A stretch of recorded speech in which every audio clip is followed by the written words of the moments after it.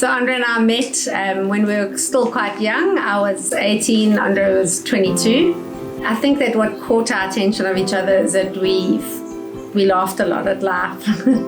But there was something in both of us, and that was a characteristic that we didn't settle for the status quo. We found that we wanted to change the things that we saw in front of us that perturbed us.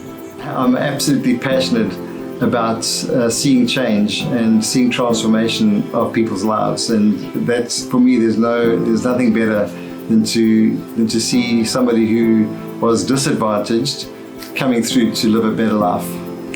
There needs to be practical help, there needs to be emotional help, there needs to be time where people find a safe place and rest, and that's what Hope House came about. It became something where it was an expression of a home rather than a project.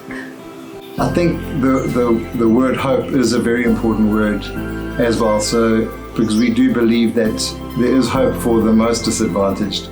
They're not in a helpless situation, and so we want to, the work that we do is to come alongside, build friendship, and to lead them to a place where they hopefully can find hope. Hopefully their lives can change for the better, and so hope is an important aspect of what we do.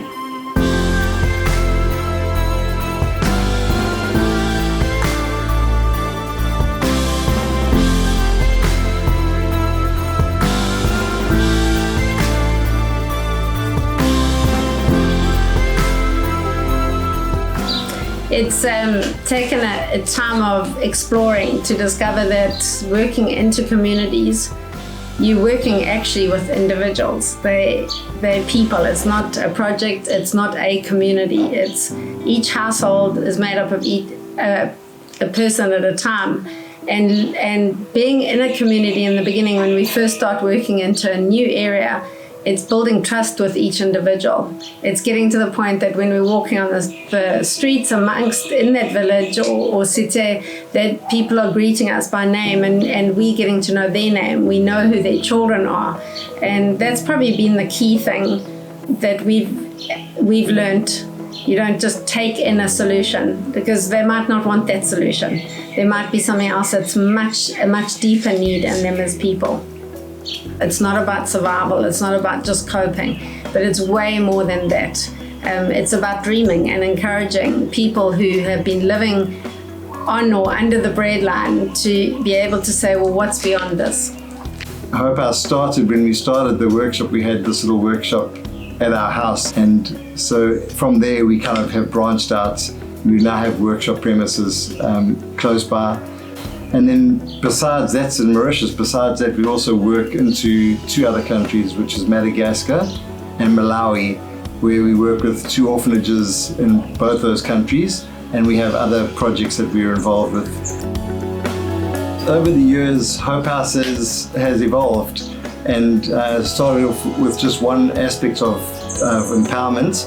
But we now have 4 basic areas of empowerment. The first being empowerment through skills development.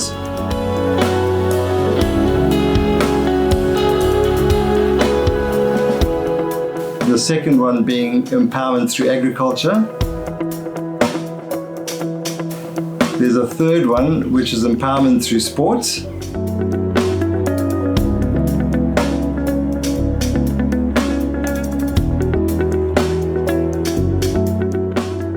And then the last one is empowerment through infrastructure development. So all those are kind of the 4 pillars that Hope House operates through or around.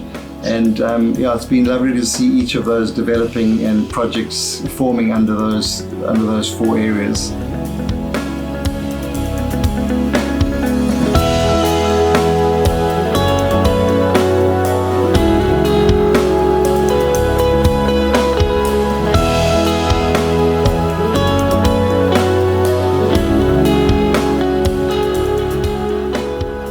The we in Hope House is not Andre and I only. It's us. It's the teams of people that we are working alongside, empowering.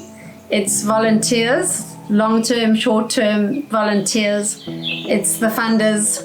There's so many different aspects of of involvement that are available with Hope House and every single project that is run. And you might be asking yourself, well, how can you get involved?